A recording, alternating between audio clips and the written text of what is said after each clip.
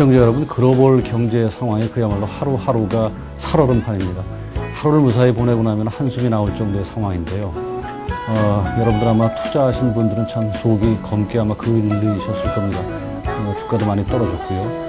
오늘 그래서 저희들이 기존에 쌓여있던 어떤 그런 스케줄을 다 이렇게 뒤로 미루고 국제금융시장을 좀 진단을 해보고자 급하게 섭외를 해서 찾아온 기관이 정부하고 한국은행이 지원을 해서 설립한 국제금융센터입니다.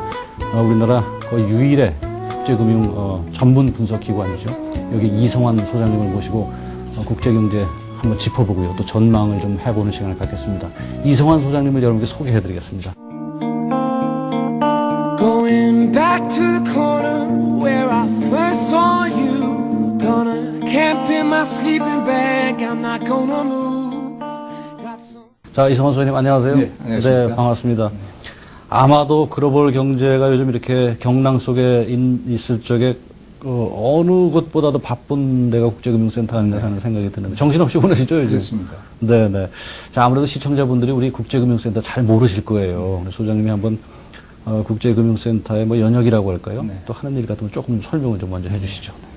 국제금융센터는 저희 외환위기 직후인 네. 99년 4월에 설립이 됐습니다.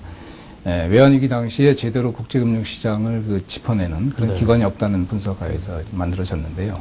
그 이후에 이제 저희의 임무 중에서 가장 큰 것은 국제금융시장 동향을 제대로 짚어내고 분석해내고 네. 그 다음에 어떤 위기가 우리에게 닥칠 것인지 이런 것들을 짚어내는 그런 리스크 워치타워로서의 어떤 그 기능을 부여받고 설립이 됐습니다. 네, 일종의 그러니까 금융위기에 대한 뭐 조기경보 같은 것도 그렇습니다. 저희가 얼리 워닝 시스템이라고 해가지고요. 국제금융 시장이 어떤 문제가 있고 네. 우리에게 위기가 닥칠 것인지 몇 개월 후에 위기가 닥칠 것인지 네. 하는 것들을 경보하는 그런 그 조기경보 시스템도 운영을 하고 있습니다. IMF 때 그런 게 좀 있었으면 우리가 IMF를 그렇게까지 힘들게 겪지 않았을 텐데. 그렇습니다. 그래서 지금 저희가 2008년도에 그 금융위기를 겪었습니다만 그때 당시에도 국제금융센터가 상당한 역할을 해낸 걸로 평가를 받고 있습니다. 정부하고 이제 한국은행이 이렇게 지원을 해가지고 그렇습니다. 설립이 됐군요. 소장님이 그 행시 24회라고 그러셨는데 네, 그렇습니다. 공직에 들어오셔가지고 국제경제과장 기획재정부에서 하셨죠. 네. 국제경제과장 또 대외경제국장 또 FTA 국내 본부장 뭐 아주 국제경제 전문 통인데 하여튼 지금 부임 1년 되셨다 그랬죠. 네. 그동안에 한 1년 동안에 지금이 제일 바쁘시죠. 네, 지난해 5월에 네. 그리스가 이제 구제금융을 신청을 했고 그리고 천안함 폭침 이후에 그 사태를 발표하는 그런 상황에서 여러 가지 국제금융 시장이 소용돌이를 쳤습니다. 네. 그래서 오자마자 직원들이 24시간 근무를 하는 그런 평상시 체제하에서 네. 또 특별 근무를 하고 있었습니다. 그러게요. 예. 그래서 그 이후에도 또 미국의 WD 위기가 또 지난해 8월에 있었고요. 이어서 그 가을에는 연평도라든지 그리고 유럽 재정위기가 간헐적으로 일어났기 때문에 한시도 저희가 직원들이 좀 편안하게 쉴 수 없는 그런 상황에 있었습니다. 안팎에 그런 큰 사건들이 있으면 아무래도 금융시장이 제일 먼저 흔들리기 네. 때문에 뭐 어쩔 수 없이 그런 부분 그런 일들이 일어나면 아마 가장 바빠질 것 같은데. 자, 이제부터 본격적으로 조금 글로벌 금융시장을 한번 좀 진단을 네. 한번 해보죠. 소장님, 뭐 어쨌든 유럽 재정 위기는 그렇게 최근의 일은 아니에요. 그죠? 구조적으로 오랫동안 되어 왔는데 이게 이제 본격적으로 이렇게 문제가 된 게 8월 달인가요? 지난번에 미국이 S&P가 그렇습니다. 미국의 신용 등급을 한 단계 떨어뜨리면서 주식 시장부터 폭락이 되면서 이게 그냥 뭐 제 주변에 주식해가지고 지금 손해 안 본 사람들이 거의 없을 정도로 지금 아주 굉장히 힘든 상황인데, 이런 국제시장의 불안 요인이라는 게 여러 가지 있죠. 뭐 유럽도 있고 지금 미국이 이제 그래서 촉발이 됐고, 근데 한번 전체적으로 지금 어떤 상황인지를 조금 한번 먼저 진단을 좀 먼저 해주시죠. 네. 예. 지금 이제 2008년에 글로벌 금융위기가 있지 않았습니까? 네. 그런 금융위기를 이제 극복하는 과정에서 각국들이, 국채를 발행해가지고 경기 부양책을 펼쳤습니다.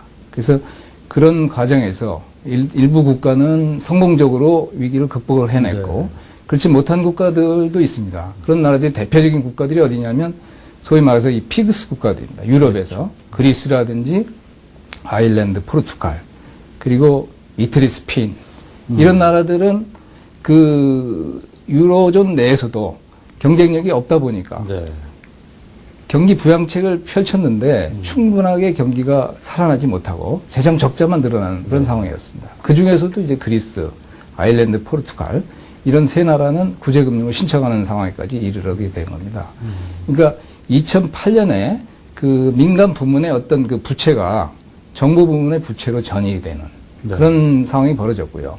이런 국제 금융 시장에 있어서 어떤 그 문제가 있는 상황에서 미국마저도 S&P가 그 소위 그 국가 신용 등급을 천하의 미국을 예. 천하의 미국 그러니까 미국마저 이렇게 되니까 시장 참가자들의 신뢰가 흔들리게 된 겁니다. 그렇죠.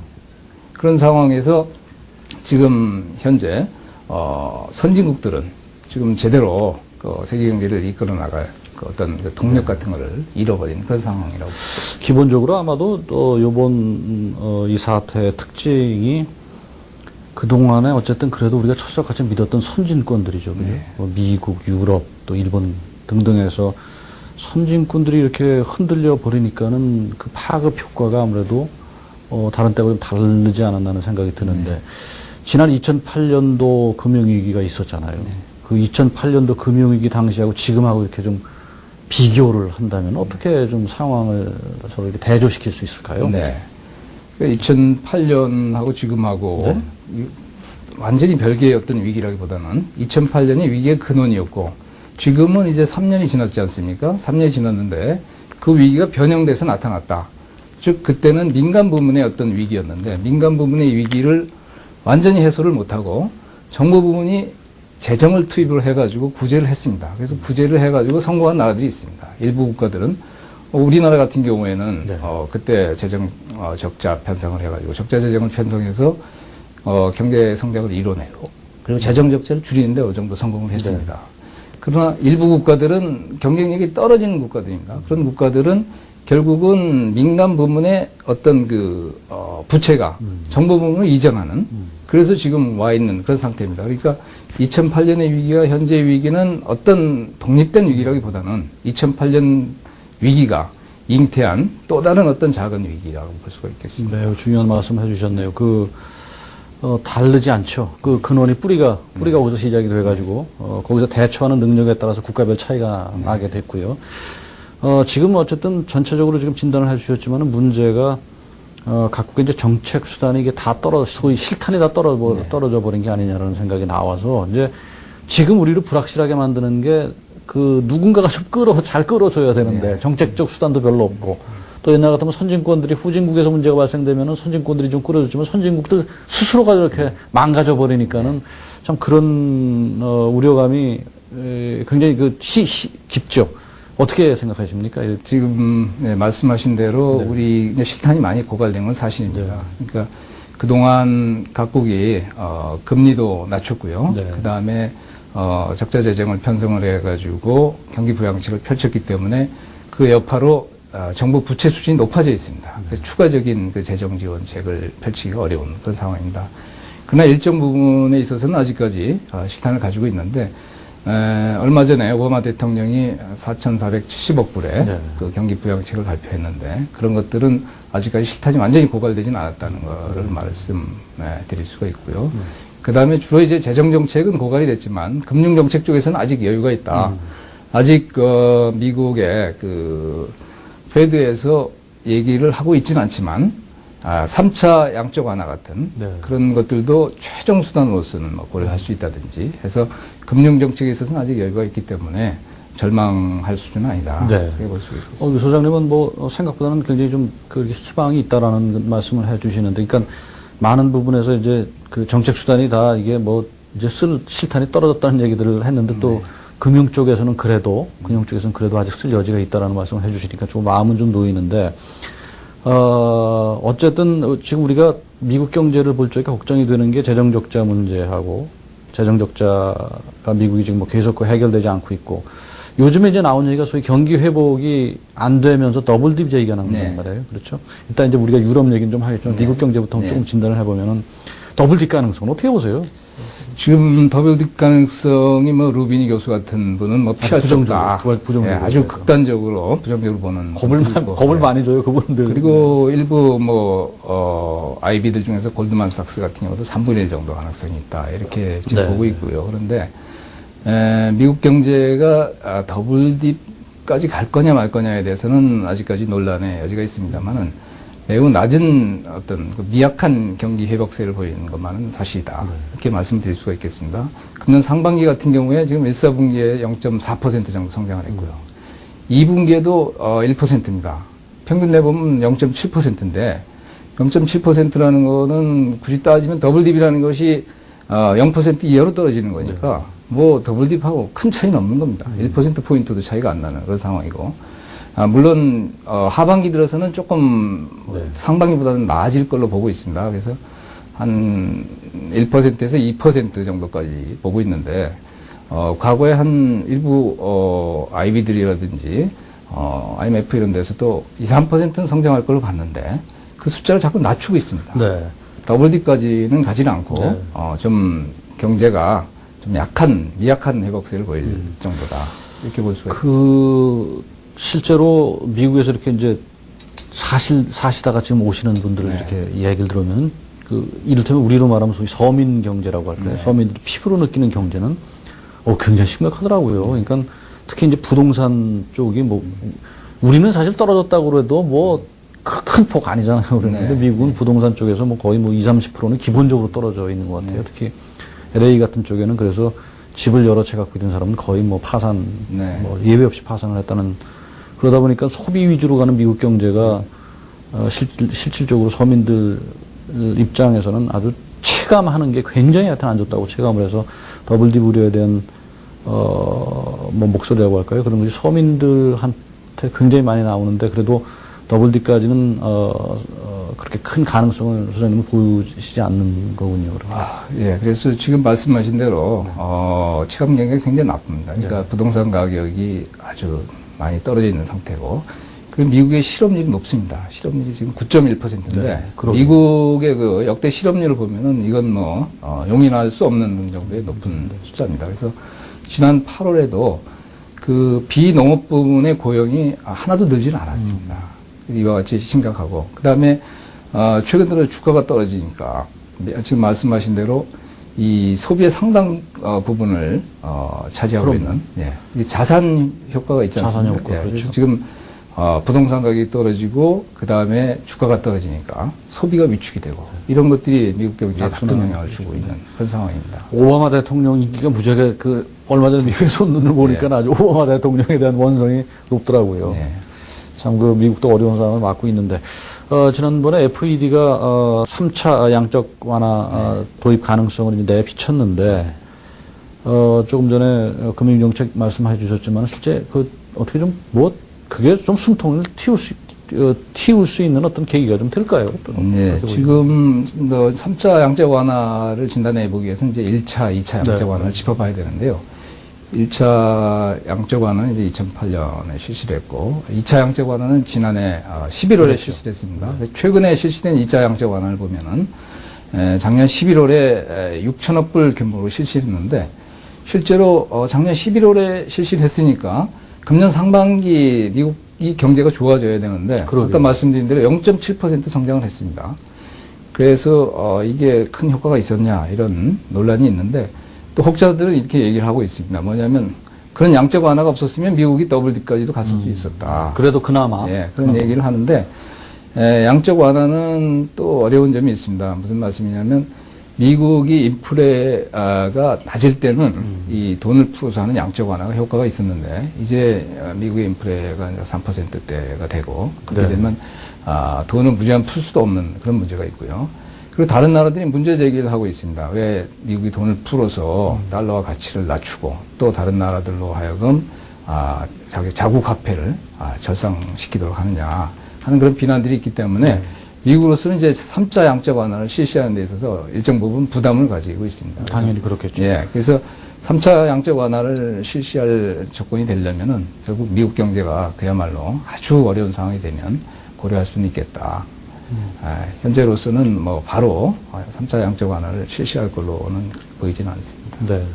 어쨌든 2차 양적 완화 조치에 대한 평가도 참 여러 가지로 나오는데, 그리스폰 같은 양반도 또 굉장히 평가를 이렇게 잘 안 해줬더라고요. 뉴욕타임즈 저 얼마 전에 난 걸 보니까는 하여튼 3차 양적 완화 조치에 세계가 기대를 걸고 있는데 좀 잘 돼야 될 텐데 걱정입니다. 우리 조금 거대 담론을 하죠, 소장님. 이번에 그 재정 위기, 미국이 저렇게 재정적으로 어려움에 봉착해 있고 신용 등급 떨어졌고 이게 과연 그동안의 소위 미국 패권 시대, 예를 들면 근본이제 붕괴 이후 이제 그 세계 기축통화, 달러화가 기축통화 역할을 해왔죠. 이번에 의미를 두는 사람들은 이것이 아주 그 세계사적으로 큰 의미가 있다라는 말을 하는 사람들 꽤 있어요. 그렇죠. 기축통화 체제가 또 근본적으로 바뀌는 게 아니냐. 앞으로 뭐 유연 하나 이쪽으로 소위 그 대세가 가는 걸로 어떻게 더 크게 얘기하면 미국 패권이 이제 저무는 거 아니냐라는 말까지 하는데, 뭐 누구보다도 그 잘 보시는 소장님 보시기에 정말 미국 패권이 이게 좀 어떻게 미국의 시대가 가는 겁니까? 또 어떻게 보십니까? 아주 장기적으로 보면 몇십 년의 시간을 놓고 보면 어느 정도 맞는 얘기라고 볼 수가 있는데 단기간에 있어서 일어날 일은 아니라고 봅니다. 미국 경제 비중은 지난 10년의 역사를 놓고 봐도 금방 드러납니다. 신흥국들의 그 신흥국이라 그러면 이제 중국, 인도 등을 포함한 국가가 되겠습니다만 2000년에 이들 국가들이 차지하는 비중이 한 37% 정도 됐습니다. 근데 10년이 지난해 보면 어느 정도냐. 이게 48%, 절반에 육박을 하고 있습니다. 결국 미국의 비중은 3~4%에서 20% 미만으로 떨어지는 거거든요. 그러니까 경제의 비중이 떨어지고 있고. 지금 미 달러화도 과거 10년 전에는 그 미 달러화를 외환보유액으로서 보유하는 비중이 한 70% 정도 됐는데 이것이 10년 정도 지나서 지금 60% 정도 떨어지고 있습니다. 그러나 이제 아직까지는 이번에 그 위기에서도 봤지만은 이 미국의 국가 신용 등급이 떨어지는 이런 상황에서도 미 달러화를 살려고 몰려드는 그런 상황이 벌어지고 있습니다. 그래서 맞습니다. 이건 뭐냐면 아직까지 미국의 달러화가 당분간은 더 갈 수밖에 없다. 그리고 이를 대체할 통화가 마땅치 않다. 유로는 뭐 유로존이 요새 유로존 위기로 어려운 상황이고 일본의 엔도 과거에 다소 부상을 했습니다만 최근 들어 뭐 제로 성장 죽을 쓰고 있죠. 위안화는 뭐 앞으로는 이제 점점 부상을 하겠지만 아직까지 그 자본 자유화라든지 이런 측면에서 미흡한 상태이기 때문에 장기적으로는 지금 말씀하신 그런 추세가 맞겠습니다만 단기적으로는 뭐 아직까지는 미국의 어떤 달러화 위상은 쉽사리 휘날리지 않을 것이다. 이렇게 볼 수가 있습니다. 아닌 게 아니라 지난번에 S&P가 미국 신용 등급을 떨어뜨렸으면은 미국 채권 가치 좀 떨어져야 되는데 되려 올랐더라고요. 그렇습니다. 그런 것이 아직도 달러화가 만만치 않게 작동할 수밖에 없는 하나의 뭐 조그만 증거라면 증거일 텐데, 그러니까 소장님 말씀은 뭐 필연적으로 미국 달러화의 위상이 옛날만은 못해도 그렇다고 해서 미국 달러화가 기축통화의 역할을 내놓기에는 아직 그렇게까지 그렇습니다. 진단하기에는 네. 아니다. 또 뭐 점차적으로 이제 좀 약해는 지겠죠. 그렇습니다. 그러나 기본적으로 미국 체제, 소위 미국의 경제 패권 체제는 당분간은 가겠다라는 말씀으로 정리가 되겠죠. 자, 이제 미국 얘기는 어쨌든 우리가 사실은 유럽 얘기하기 위해서 전제를 조금 한 얘기고 정말 이제 당장 코앞에 닥친 문제가 유럽인데 이 유럽 사태는 이건 뭐 어떻게 재정 문제가 불거진 지가 상당히 오래됐는데 요즘 들어서 급박하게 돌아가고 하루아침 자고 일어나면은 뭐 그냥 디폴트다 아니다 뭐 또 뭐 그냥 난리 상황이죠. 그리스를 얼마 전에 이 전주에 독일 메르켈 총리하고 사르코지 불란서 대통령이 급하게 만나가지고 그리스 뭐 틀어막아 주겠다라고 유로존 탈퇴 안 시키겠다고 얘기는 했는데 시장에 과연 그걸 신뢰를 해주냐 되는 문제에서는 또 다른 문제라는 거예요. 말은 그렇게 했어도. 그리스 디폴트 가능성을 조금 한번 말씀해 주시고요. 이렇게 유럽 재정 위기가 이렇게 해결이 되지 못하고 이렇게 뭉개지고 있는 이유를 조금 한번 진단을 좀 소장님 해 주시죠. 네.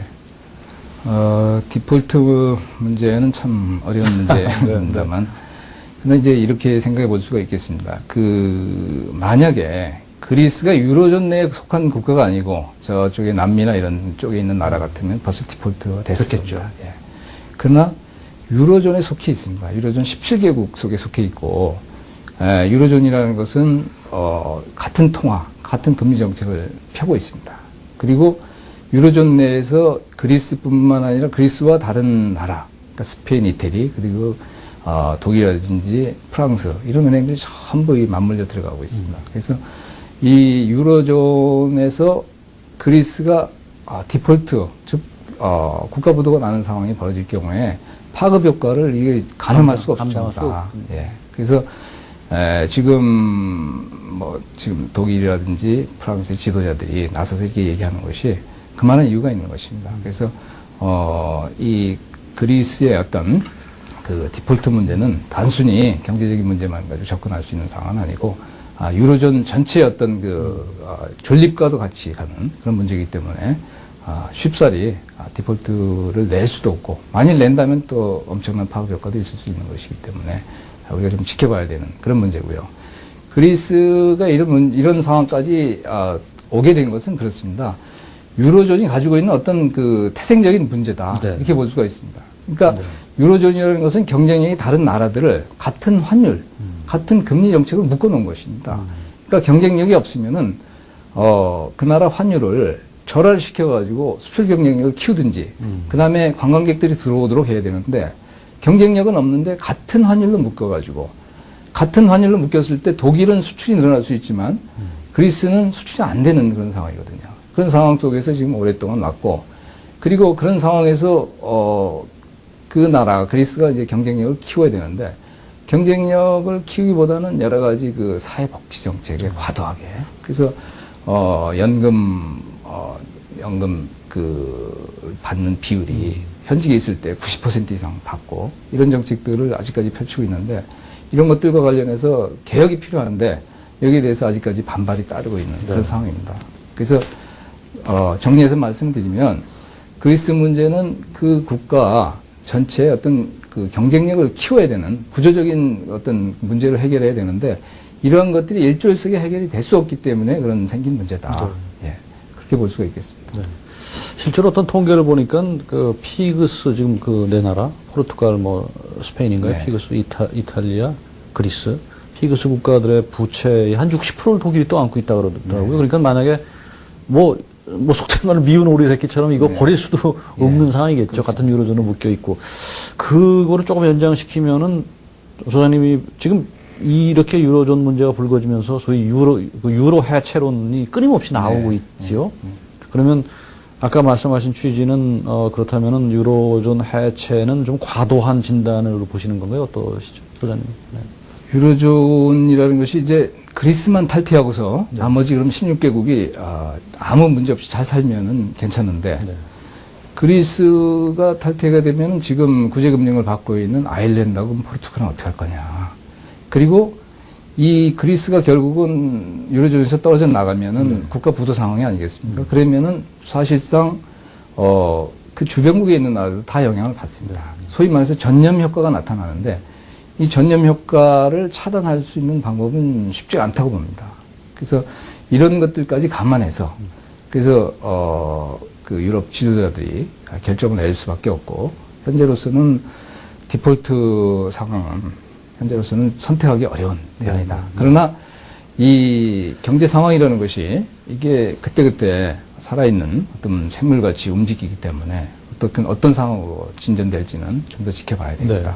네. 유로존 해체까지 사실 조금 이른 진단일 수 있지만 어쨌든 현실적으로 벌어지고 있는 참 중요한 문제가, 사실은 그리스보다도 그보다 경제 규모가 훨씬 큰 이탈리아에 대한 소위 그 신용 강등설도 있고요. 네.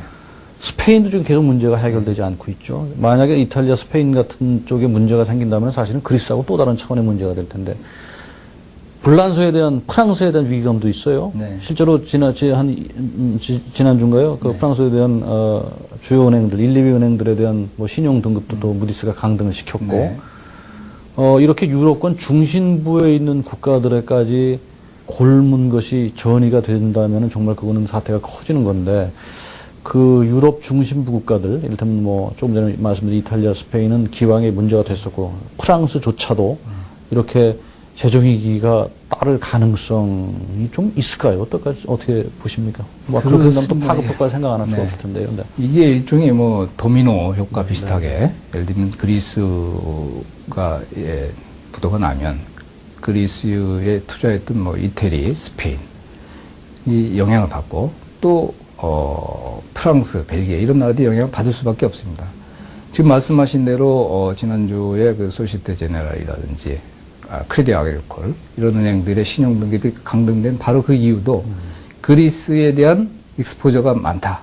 이런 이유로 그렇게 된 것입니다. 아, 그렇죠. 그러니까 네. 은행 자체가 문제가 있는 게 아니라 익스포저가 많기 때문에 노출이 많이 네. 돼 있는 그 부분 때문에 신용등급이 당연히 강등이 된 그렇습니다. 거겠죠.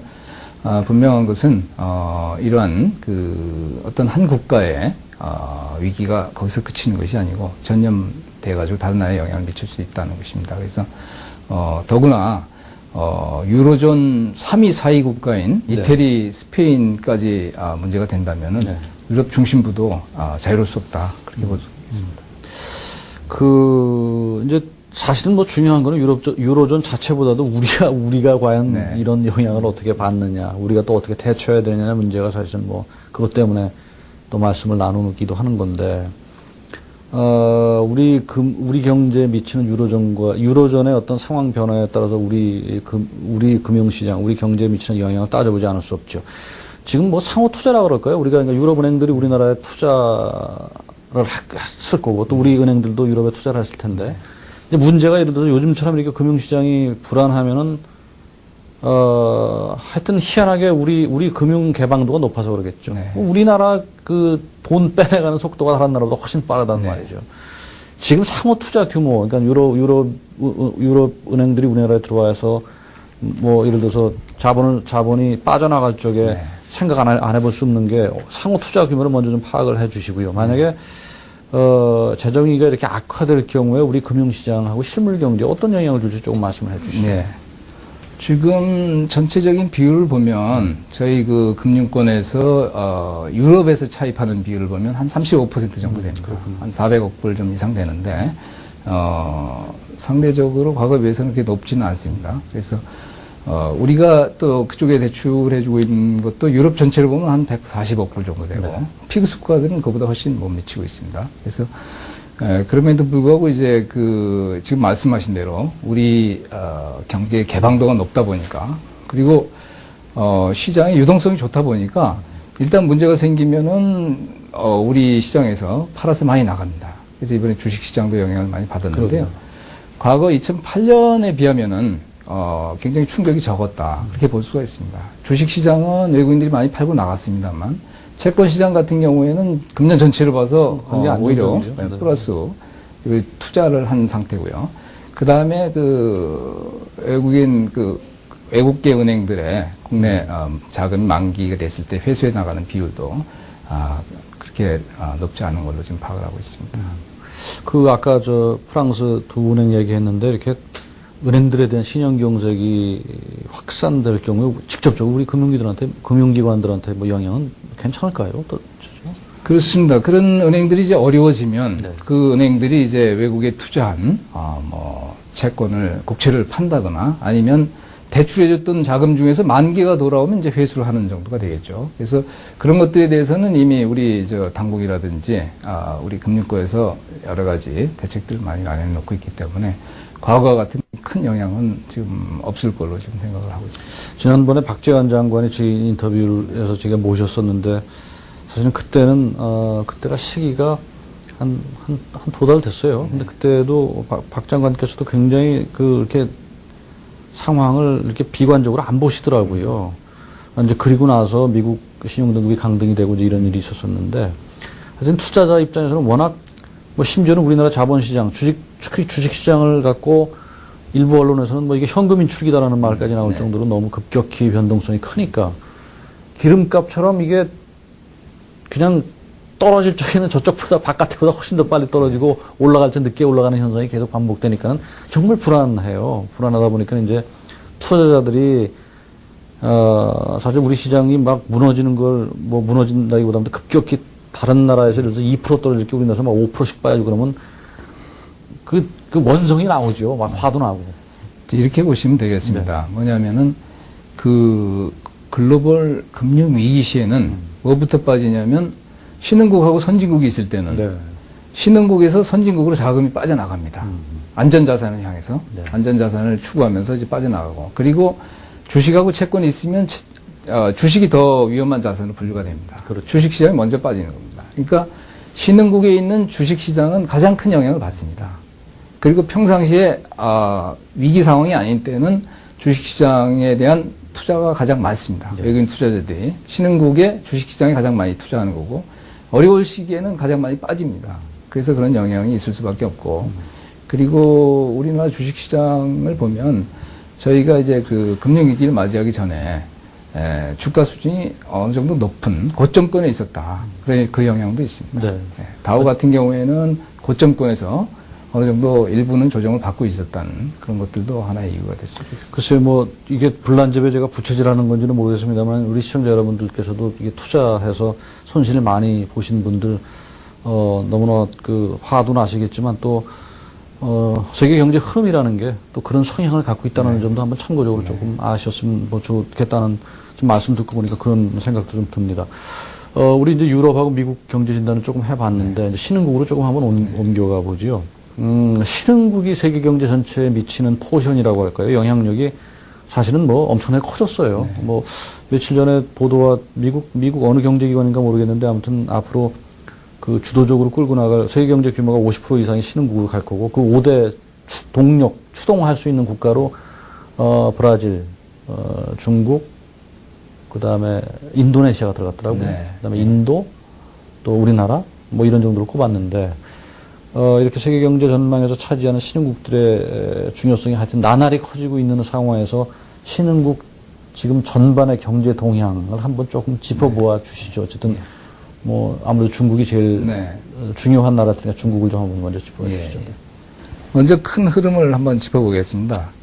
그 10년 전에 비해서 보면 신흥국 비중이 세계 경제 차지하는 비중이 37%에서 2000년에 지난해 얼마냐면 48%까지 10%포인트 이상 올라갔습니다. 지금 말씀하신 대로 내년 후년이면 이게 50%가 넘어간다는 얘기입니다. 신흥국 비중이.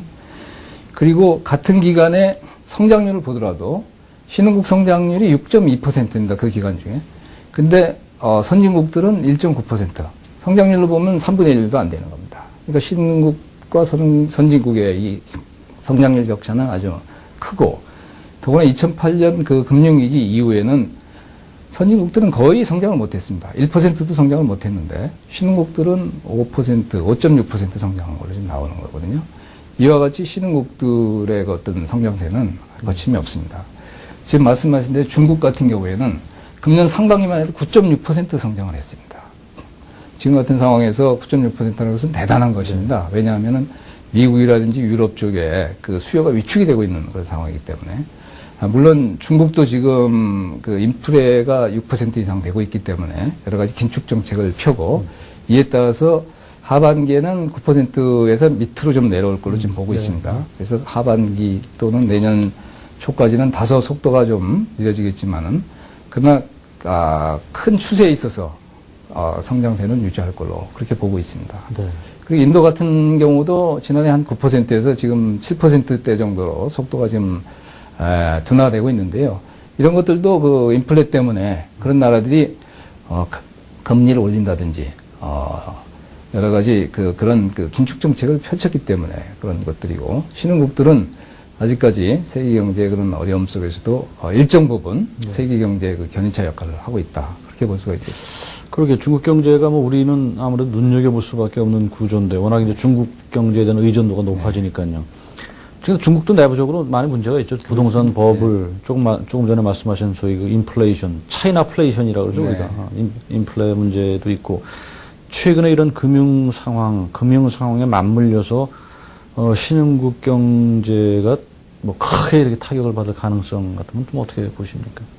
일정 부분은 타격을 받을 수밖에 없겠습니다. 왜냐하면은 신흥국, 중국이라든지 인도 이런 경제들이 대부분, 미국, 그 다음에 EU, 그리고 일본 등의 수출에 많이 의존하고 있죠. 수출에 의존을 하죠. 예, 그런 부분에 있어서는 이제 영향을 어느 정도는 받을 수밖에 없겠고, 그러나 이제 그 신흥국들도 뭐 중국은 아직까지 뭐 노력 단계에 있습니다만은 내수도 확대하려고 하고 있기 때문에 그러한 영향은 일정 부분 뭐 극복할 수 있는 걸로 생각이 됩니다.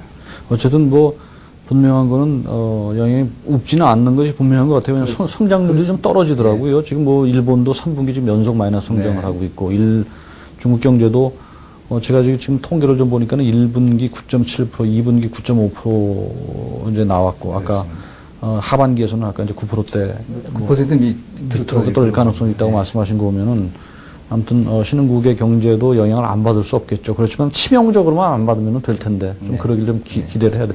위안화 움직임에 우리가 또 주목을 해야 될 텐데 위안화 어떻게 보세요? 위안화는 이게 중국이 이제 그래서 위안화 국제화를 이제 서서히 가동을 시키고 있습니다. 그렇죠. 그래서 작년 2009년 7월부터 이제 위안화 국제화 정책을 발표를 해가지고 자국 그 무역 결제에 있어서 위안화 사용을 확대를 하고 있는데 그 비중이 이제 서서히 올라가고 있습니다. 그래서 지난해 같은 경우에 그런 비중이 한 8, 9% 정도까지 전체 이제 중국의 교역액 중에서 그런 정도까지 올라가고 있고 이런 추세는 이제 일정 부분 계속이 될 걸로 보입니다. 그래서 장기간에 있어서 이제 이런 추세는 계속이 될 수밖에 없는데 아직까지 각국의 이제 외환 보유액 중에서 중국의 위안화를 뭐 가지고 있는 비율이라든지 이런 것들은 거의 미약한 수준이고 중국이 자본 자유화라든지 이런 것들 수준이 아주 낮기 때문에 장기적으로는 위안화의 국제화는 추진이 되겠지만 현재로서는 뭐 일정 부분 제한된 범위 내에서 위안화 국제화가 추진될 수밖에 없다. 그렇게 볼 수가 있습니다. 네. 자, 어쨌든 수출로 먹고 사는 우리나라입니다, 소장님. 또 제조업이 강한 제조업 강국 우리나라인데 거기서 당연히 부각되는 문제가 원자재 값이죠. 석유를 비롯해서 우리 원자재 수출이 아니라 수입이죠. 수입량이 적지 않은데 지금 뭐 리비아 사태도 어쨌든 해결 국면으로 왔다고 봐도 괜찮겠죠. 앞으로 국제 원자재가를 어떻게 좀 전망을 할 수 있을까요? 지난해부터 금년 4월까지 원자재 값이 많이 올랐었습니다. 그래서 금년 4월, 이제 5월부터 원자재 값이 꺾여가지고 그 원자재 지수를 나타내는 CRB 지수라는 게 있습니다. 그 지수가 그때 이후로 한 8% 이상 떨어진 걸로 지금 보여지고 있는데요. 원자재 가격은 크게 보면 경기하고 동행한다고 볼 수가 있습니다. 전체 세계 경제 자체가 좋아지면은 원자재 가격이 당연히 올라가고 동행을 하는데 세계 경제가 이제 좀 다소 꺾이고 있지 않습니까? 꺾이고 있기 때문에 원자재 가격은 크게 가격이 올라가지는 않을 것으로 보고 그리고 세계 경제가 좋을 때는 또 이 원자재라는 것이 투기 수요가 많이 붙습니다. 그럼요. 그리고 이게 위험 자산으로 분류가 됩니다. 위험 자산으로 분류가 되기 때문에 경기가 안 좋을 때는 원자재를 팔고 다른 쪽으로 빠집니다. 금이라든지 이런 쪽으로. 원자재라는 것이 이제 뭐, 원유라든지 뭐, 기초금속, 곡물걸 포함해서 이런 것들이 투기 수요가 빠지기 때문에, 금년 하반기, 내년 초까지 원자재 가격이 크게 급등할 가능성은 없다고 보고 있고요. 다만 이제 그 원자재 가격이 그러면 많이 빠질 거냐. 그렇지도 않을 거로 보고 있습니다.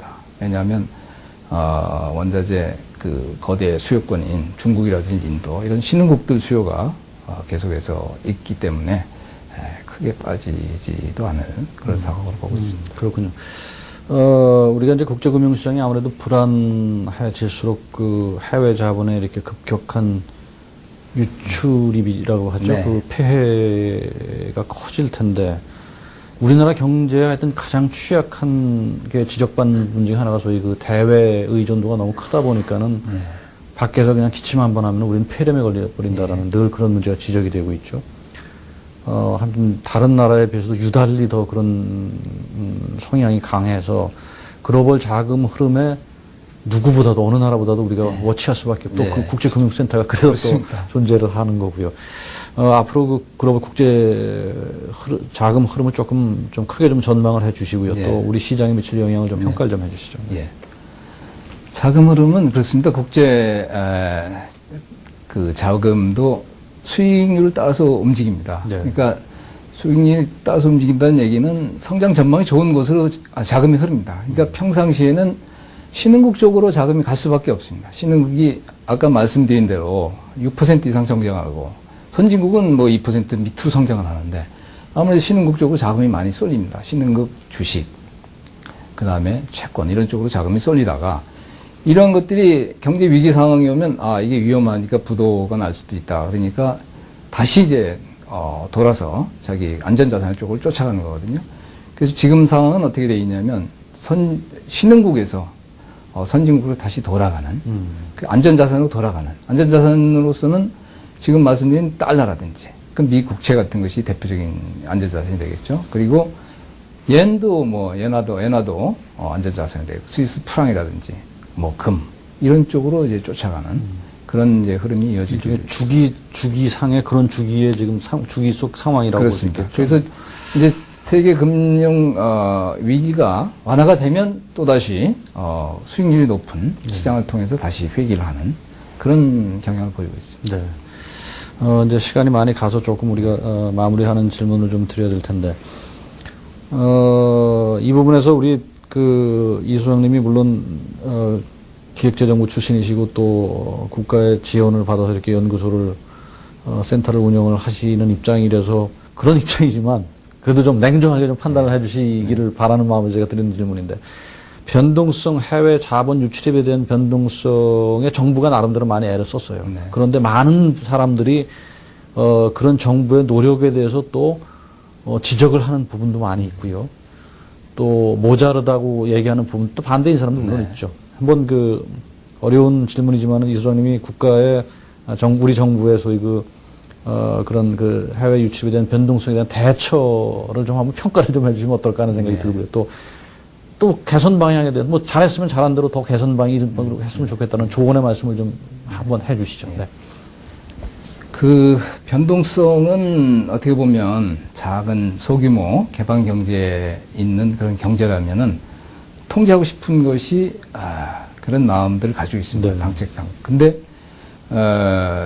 그렇게 통제할 수 있는 그런 상황은 아닙니다. 그래서 일부 국가들, 예를 들면 브라질 같은 경우에는 여러 가지 토빈세라든지 이런 것들 부과하고 그래서 국제적으로도 논란이 되고 그랬습니다만 우리 정도의 경제 규모, 그리고 OECD 국가로서 자본 자유화 규약을 실천하고 있는 나라 입장에서는 막무가내로 규제를 할 수가 없습니다. 그러니까 국제 규범에 맞게 해야 되는데 저희가 보기에는 작년 이후에 정부에서 몇 가지 대책들을 도입을 했습니다. 그래서 주로 종합 선물한 포지션 한도 규제라든지 은행이라든지 외국한 은행의 지점, 그 다음에 외국인 투자자들의 국내 채권 투자에 대한 비과세했던 거를 과세를 한다든지, 그리고 외환 건전성 부과금을 갖다가 기간에 따라서 부과한다든지 이런 조치들을 취했는데 이런 것들은 IMF라든지 이런 쪽에서 요구하는 그런 기준에도 부합이 되면서 그러나 자본 유출입 변동성을 줄이는 그런 효과가 분명히 있습니다. 그래서 제가 보기에는 그런 부분에 있어서 정부가 균형 잡힌 대책을 펼치고 있다 그렇게 볼 수가 있겠고요. 다만 이제 자본 유출입 상황이 더 변동성이 커질 경우에 이런 대책들이 충분한지 그런 것들은 이제 시행을 해가면서 조금 더 규제 정도를 조금 강하게 했다가 풀었다가 하는 그런 어떤 여유는 가졌으면 하는 그런 바람입니다. 네. 아무튼 정부가 이렇게 뭐라고 할까요? 우리나라 자본시장이 아무튼 지나쳐 개방이 돼 있다라는 부정적 시각에서도 그렇게 보는 상황인데 정부가 좀 아무튼 유효적절하게 이렇게 해외 자본에 의해서 우리나라가 휘둘리키는다는 생각을 하면은 사실 시청자들도 화가 나시죠. 국민들도. 그러니까 그런 부분에서 정부가 좀 잘 대처를 했으면 좋겠다는 생각이 정말 듭니다. 이제 시간이 다 가서 어쨌든 국제금융센터에 대해서 마지막으로 좀 질문을 좀 드리고 싶은 게 앞으로 우리 국제금융센터를 어떻게 좀 발전을 시키고요. 또 추진하고자 하는 방향이라고 할까요? 그런 걸 한마디 좀 짧게 말씀해 주시죠. 예. 저희는 지금 말씀드린 대로 세계 금융시장에서 일어나는 일을 정확하게 현황을 파악을 하고 그 다음에 분석을 해서 과연 앞으로 어떤 일이 벌어질 것인가 하는 것들을 정책당국은 물론이거니와 은행이라든지 우리 국민들에게 소상히 알리는 것이 저희 임무입니다. 그런 것들을 위해서 저희는 이제 자본 유출과 관련한 모니터링 기능을 좀 강화하고요. 그 다음에 그에 따라서 저희가 운영하고 있는 조기 경보 시스템이 있습니다. 얼리 워닝 시스템을 발전을 시켜서 저희가 예를 들면 6개월 후에, 1년 후에 어떤 위기가 닥쳐오면 미리 알릴 수 있는 상당히 어려운 일입니다만 그런 그 역할을 할 수 있도록 저희의 그 역량을 강화시키는 것이 이제 저희의 목표입니다. 네, 네. 지금 아무튼 소장님 시청자들을 포함한 많은 투자가들이 참 어려운 시간을 맞고 있어요. 그렇죠? 외환시장의 흐름을 누구보다 잘 아시는 소장님이 한번 시청자들이 위해서 뭐 위로의 말씀이라고 할까 아니면 시청자들한테 좀 이 어려운 시기를 잘 극복할 수 있는 뭐 그런 당부의 말씀을 좀 마지막으로 좀 남겨주시죠. 예. 제가 아까도 잠깐 말씀을 드렸습니다만 유럽의 재정 위기 같은 것은 일조일 속에 해결될 수 있는 문제가 아닙니다. 구조적인 문제고요. 그래서 그런 문제들은 앞으로 우리가 최소한 뭐 2, 3년 정도는 안고 가야 된다. 그런 생각을 해야 될 것 같습니다. 그래서 국제 금융 시장의 어떤 그 간헐적으로 터져 나오는 위기, 그리고 국제 금융 시장뿐만 아니라 세계 경제에 있어서의 어떤 선진국들의 그 성장 둔화 이런 것들은 우리가 이제 어떻게 보면 주어진 조건으로 좀 받아들이면서 어떤 투자 의사 결정을 할 필요가 있다. 그런 말씀 좀 드리고 싶고요. 그러나 반드시 절망적인 것은 아닌 것이 이제 신흥국들이 또 세계 경제의 견차 역할을 하고 있습니다. 중국이라든지 인도뿐만 아니라 브라질 이런 나라들이 있습니다. 그래서 선진국들이 다소 성장률이 낮더라도 다른 쪽에서의 성장 동력을 찾으면은 일정 부분 또 활력을 찾아 나갈 수 있기 때문에 희망을 완전히 잃을 필요까지는 없겠다. 네. 이렇게 말씀을 드릴 수가 있고요. 그 다음에 외국인 투자 자금의 경우에는 아까 말씀을 드렸지만 위기 상황에 있어서는 또 썰물처럼 빠져나갔다가 또 그런 것들이 진정이 되면 또 들어오는 그런 속성들을 좀 이해를 하고 또 투자에 임하는 것도 네. 하나의 방편이라고 생각합니다. 어떻게 보면은 사실은 금융 부분에 대해서 아직도 우리나라가 국민들이 익숙하지 않을 거예요. 그렇죠? 금융 흐름에 대해서 우리가 뭐 선진국 이제 반열로 들어가는 그런 시기에 이런 것도 크게 보면은 국민들이 우리나라가 성숙돼 나가는 과정에서 어떻게 받아들일 수밖에 없는 통증 같은 거라고도 볼 수 있겠죠. 어쨌든 IMF하고 2008년도 경제 금융 위기를 보면서 참 그야말로 속이 검게 타들어간 분들이 너무 많았어요. 그렇죠. 뭐 자살하는 분들까지 있었을 정도였으니까요. 그런 불행이 또 다시 반복되지 않도록 아까 말씀드린 조기 경보 시스템 같은 거를 좀 잘 해주시고요. 아무래도 우리 국제금융센터가 국내 유일의 또 최고의 국제금융정보 수집 분석기관이지 않습니까? 국민들을 위해서 좀 잘 애쓰셔서 우리나라가 금융 강국이 되는 데 좀 앞장서시길 바라겠습니다. 예. 오늘 시간 내주셔서 고맙습니다. 네.